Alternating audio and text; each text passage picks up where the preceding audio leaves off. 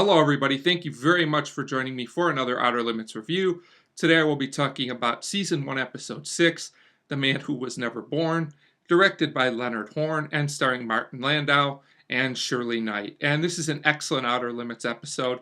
Definitely the best one so far, in my opinion. The Outer Limits has really been impressing me.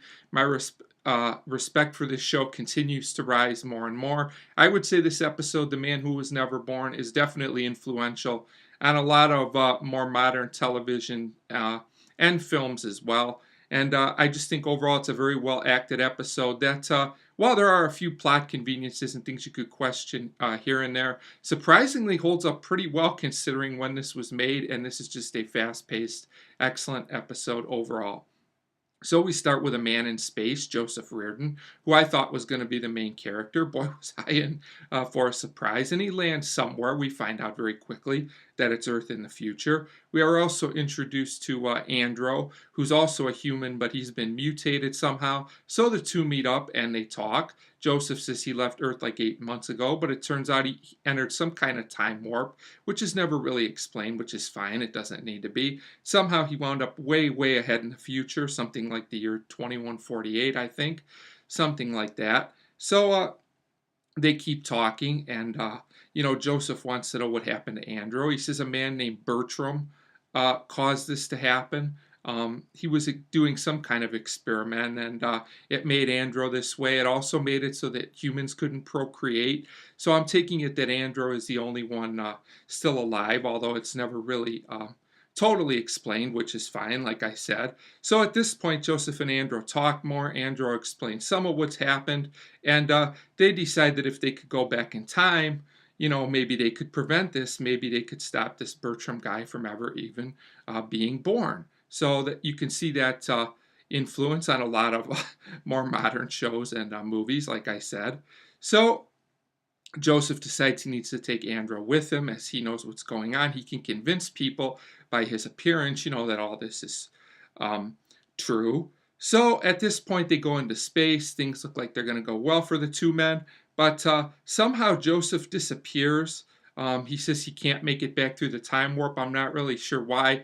This, I guess, you could question a little bit, but it is significant to the end of the episode, and I like the callback that this was done earlier in the episode. So the problem is this leaves Andro by himself to handle this entire situation. So Andro lands, and I have to say, somewhat conveniently, close to a woman named Noelle, who will be very significant, as we'll find out that she turns out to be Bertram's mother, the man that he is after. So at this point, Andro's checking Noelle out, a little creepily, I might add, but you just got to go with it. So she sees him in his true form, and of course she's scared because he looks mutated, so she runs off. So Andro follows her. Like I said, he comes off a little bit stalkerish here. He follows Noelle home. It turns out she lives at a boarding house. But now he changes his appearance to look human. He mentioned he could do some kind of hypnotic thing where people see him differently. This is a plot convenience in my one complaints about the episode. It's a bit silly, but you just have to go with it. So he's looking for a room, it turns out, and he pays for this room with illusionary money, I believe, which was kind of funny. So he finds out at this point also that Bertram is in the army, or at least the man he thinks he's after, and that Noelle is his girlfriend, which we'll find out there's more to this very soon. It's also noteworthy at this point that Andro has a gun. I guess that's what he's going to use to eliminate his problem. Also, the woman that runs the place, Mrs.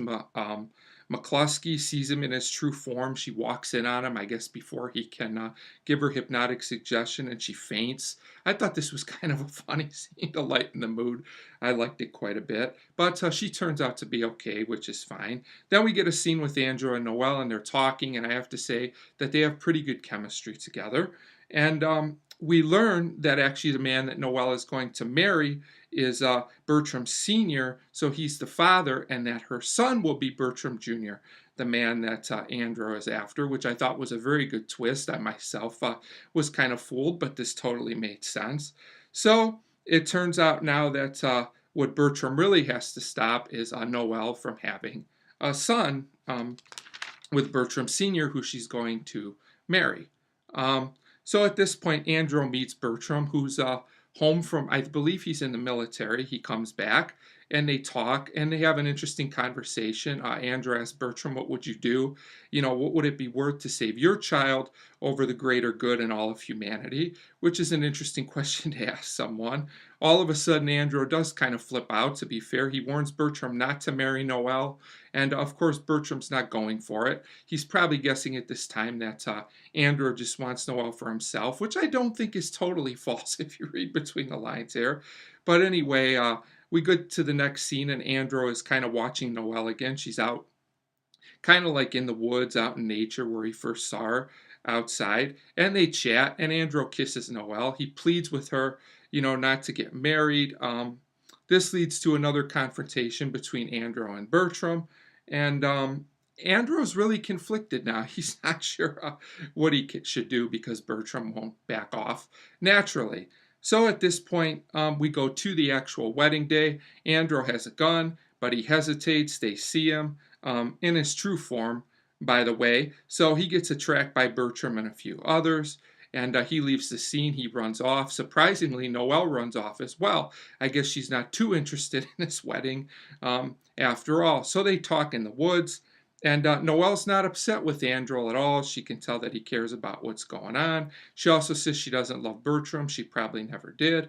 But at this time, Andrew's conflicted. He said, "You probably can't change destiny or things that are supposed to happen." It almost seems like he's ready to give up hope. But Noelle says she wants to be with Andrew. So she obviously cares about him. So they have this idea, maybe if she runs off with him, they can change the future and things can still turn out well for humanity, and I guess also for themselves. So then we get an interesting speech about time traveling from Andrew, which could have come across as really corny, but it worked for me. I really got into it. So a nice job by Martin Landau on the delivery there. It really worked. He tells Noelle the whole truth. Shockingly, at this point, I was really surprised by this, and she kind of goes along with it a little easily, but you gotta just go with it. So they kiss, and like I said, Noelle wants to go off with him. In the meantime, Bertram's hot on their trail with a gun, of course. He shoots at them. They run off. At this point, I was pretty nervous about what was going to happen. I was really into this episode. So in a well-done chase scene, they run off to the spaceship, and Andrew and Noelle do leave together. She leaves her wedding dress out on the ground for Bertram to pick up, which I thought was an excellent touch to the episode.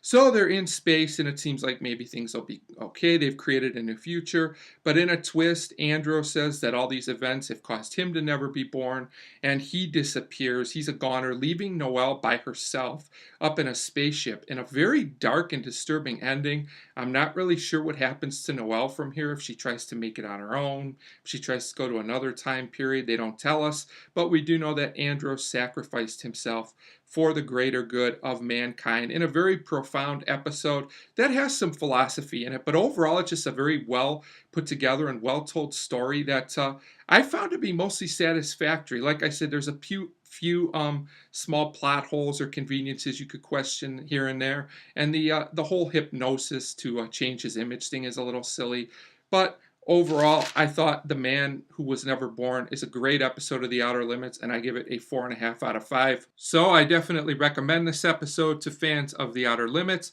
and just fans of excellent science fiction stories in general. I feel this one is very well put together and also very influential with excellent direction and acting, and the special effects are pretty good for the time period as well. So 4.5 out of 5 for The Man Who Was Never Born, and as always, thank you very much for watching.